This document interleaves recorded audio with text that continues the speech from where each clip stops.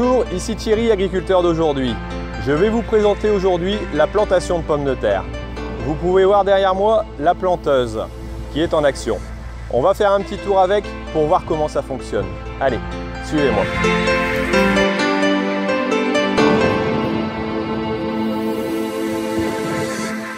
Alors ici, vous pouvez voir la planteuse qui est en train de passer dans un système de butte qui a déjà été fait auparavant avec une fraise. Et ici, donc, il s'agit d'une planteuse de 4 rangs qui permet de mettre dans 4 buttes différentes. Donc les pommes de terre sont posées à l'intérieur dans la trémie, puis amenées au niveau du sol par un système de godets. Donc vous voyez là 2 de chaque côté. Et ensuite est envoyée à l'intérieur de la butte, donc qui a été retravaillé auparavant par un système ouvreur, donc de soc ouvreur, puis refermé en dessous, ensuite à l'arrière par un système de disque, puis par un système de cape qui vient refermer complètement la pomme de terre.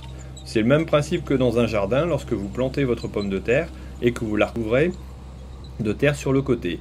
Ici, c'est une plantation définitive, donc on ne repassera pas avec une butteuse. Le plant de pomme de terre est donc placé dans le sol à environ 18 cm de profondeur et c'est là qu'il va commencer sa germination afin de lever.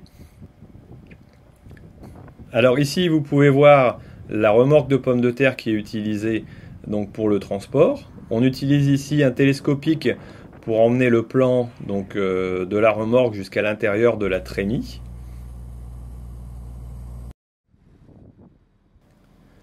Et nous avons aussi un système de remplissage d'azote qui se trouve à l'avant donc, du tracteur. Donc c'est un système de localisation d'azote.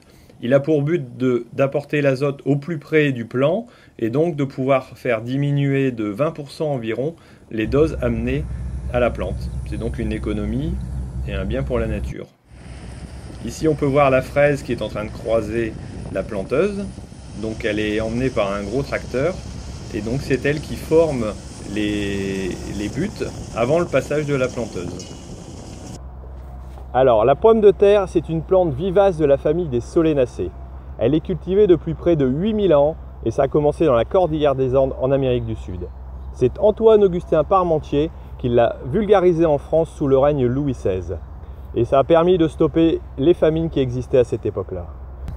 C'est l'aliment le plus consommé au monde après les céréales. On la mange cuite, à l'eau, au beurre ou encore sous forme de purée, de soupe ou de frites. La pomme de terre, c'est aussi très utilisé dans l'industrie. La cosmétique, savez-vous que l'on peut aussi en faire des plastiques grâce à son amidon. C'est une plante qui est exigeante et paresseuse. Elle consomme beaucoup de nutriments, en particulier de l'azote. Elle produit donc plus dans une terre riche et elle a besoin aussi de beaucoup d'eau pour se développer. Et c'est sous ce magnifique coucher de soleil que nous allons nous quitter. C'est la fin de cette vidéo. J'espère que vous avez aimé. Si c'est le cas, cliquez sur j'aime. Si vous n'avez pas aimé, cliquez sur je n'aime pas.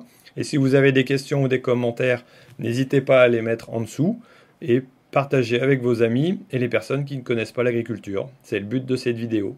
Allez, je vous laisse. À bientôt.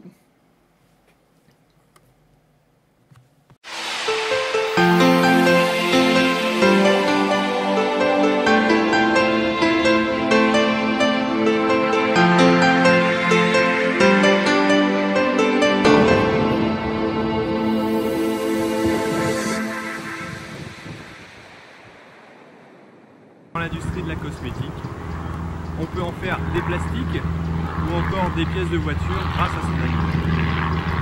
C'est une plante exigeante. Là, ça a l'air de